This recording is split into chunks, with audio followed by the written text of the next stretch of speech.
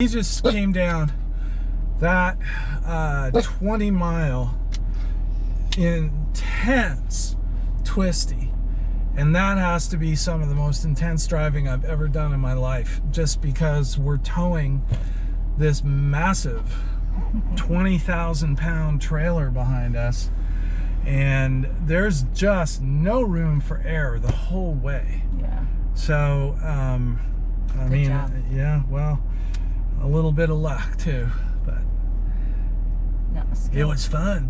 Yeah. Hi everyone, this is Tony Eddles with the Rolling Halt Foundation, and welcome to this view from west to east as we pack up camp in Idlewild, which is in the San Bernadino National Forest. Just an incredible location for an RV campground at about 6,200 feet above the Los Angeles basin. Staring down into the population, you're in absolute remote forest. The views are incredible, the hiking trails. We totally enjoyed it, although it was challenging getting our rig in these tight little campgrounds.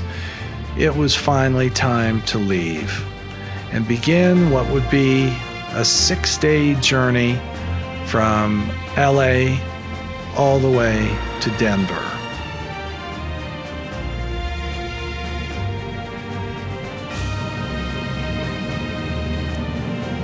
So as the gate rose, we knew now we'd be facing about a 22-mile drive down an incredibly treacherous stretch of road to pull a 42-foot toy hauler behind about the largest pickup truck you can buy as a personal vehicle.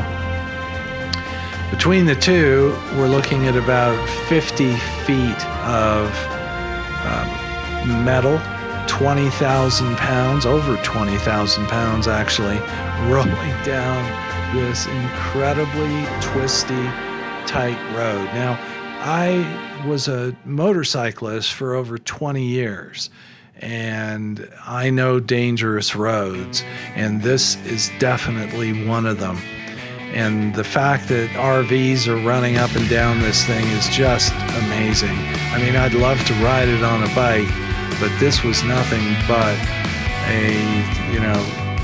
we were tensed up the whole way, trying our best to enjoy it, but nonetheless, we made it. So check out some of these views as we make some of the initial corners where we can see down. That's looking west towards the Pacific Basin. That's looking back east out towards the desert. On the other side of those hills is Palm Desert, Palm Springs. So now we've made it down into the basin and we're looking at LA traffic. Fortunately, we were going against rush hour, so it wasn't too bad for us. But nonetheless, you can see what those in LA face just about every day. And then we come out of the San Bernardino Hills and now we're heading into the California desert. And soon we will be going into Death Valley.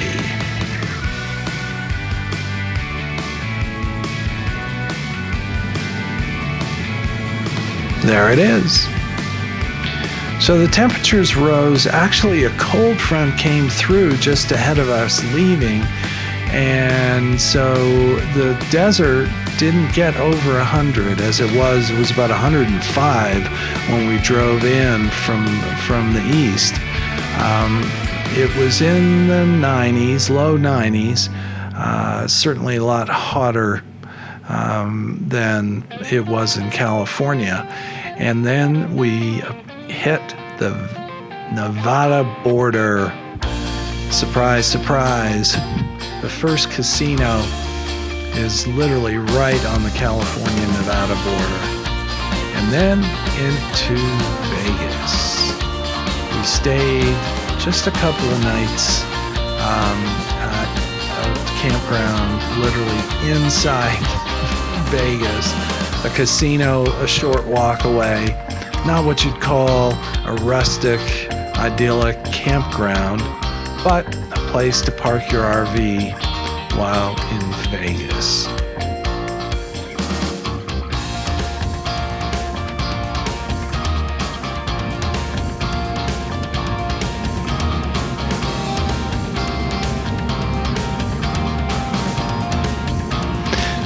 Then we hit the road, leaving Nevada, entering first actually into Arizona.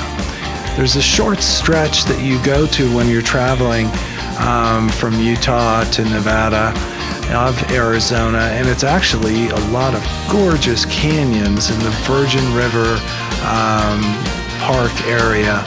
It's stunning, as you can see.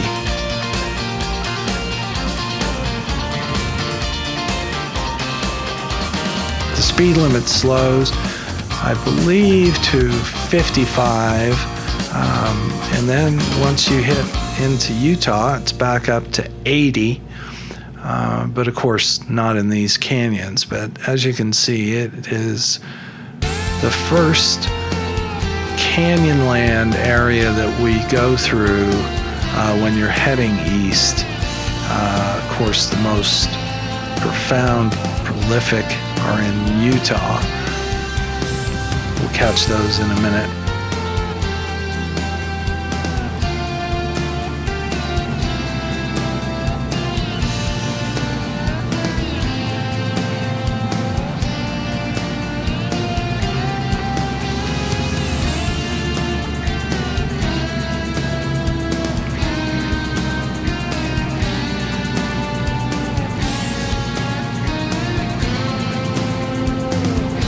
And now we enter Utah. Shortly after crossing the border, we go through St. George and then Hurricane, where we had made a donation to one of their food banks coming over, and then into kind of a softer mountains, and then into the Canyonlands. This area of the western United States just blows our minds every time we cross. Chris and I have crossed back and forth a few times, actually. Some of the outcroppings, and as you can see, this almost statuesque. And now we have landed in Utah, in Richfield, Utah, and now we're packing up in fast motion, getting the sewer line, the water line, the electrical line off the coach, and then getting ready to hitch up. Then inside the coach, we have the slides come together to create a uniform box. With the slides out, I believe the toy hauler is about 450 square feet. Now back on the road, we're heading towards Colorado, more canyonlands, more incredible sights. And then we get joined by some friends, old friends of mine, the Hells Angels. Not really, but I envy these bikers, but my days are done. Then soon we're coming through the Colorado border, where we're going to be staying in Palisades, which is basically a peach orchard right up against a canyon wall and along the Colorado River. Just an amazing campground. We totally enjoyed it. We put the drone up so that you could see the Colorado River and the canyon wall just prior to sunset. Absolutely gorgeous.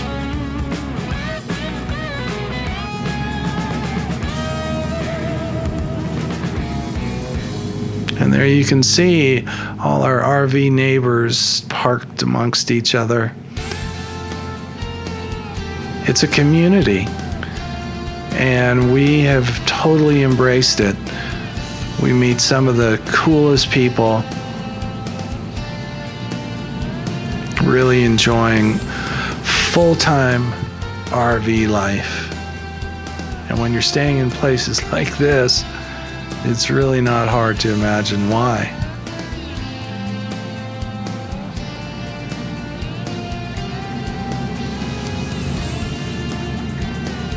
Look at that. Colorado River at sunset.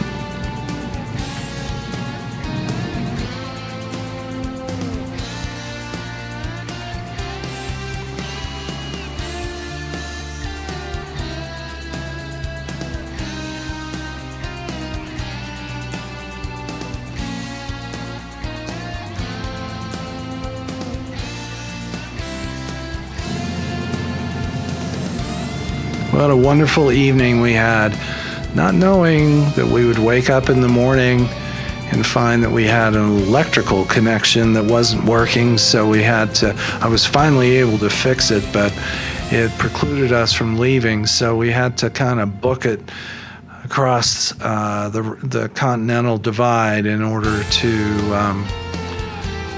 drop the RV at our dealer on time. So we didn't get a ton of shots of the Colorado Rockies, but catch some of our earlier video. We have a lot more. Again, the Colorado River in the western slope, making its way. It's, up against the canyon walls. It's just incredible.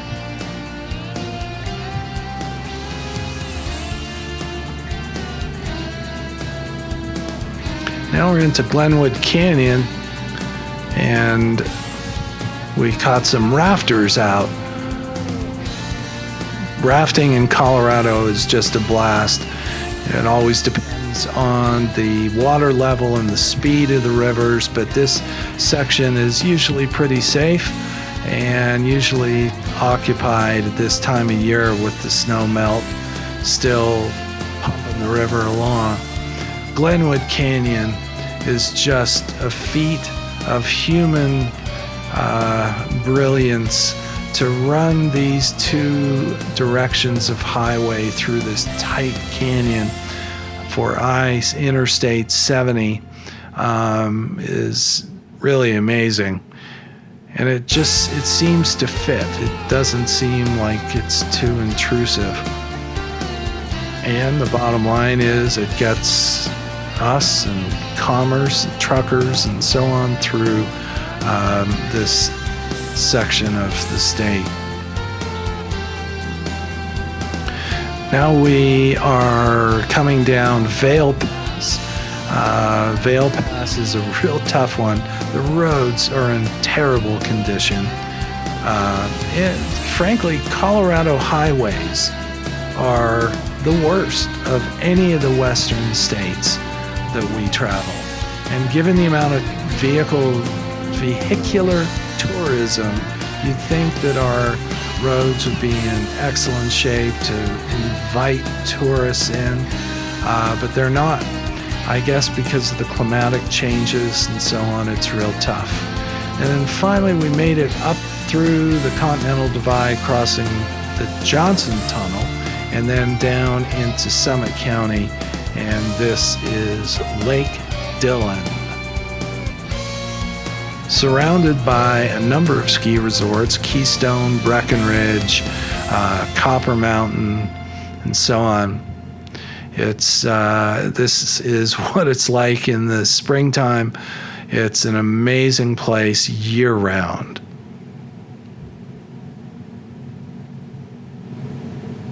Oh, sorry. Now we're going through the Johnson Tunnel. This is the Eisenhower coming the other direction, but this is where you cross the Continental Divide. And now we're coming down Lookout Mountain, and we made it across the western United States. Thanks for joining us, And remember, our mission is to support food banks in small towns. And with your donations at rollinghelp.org, we can make that happen.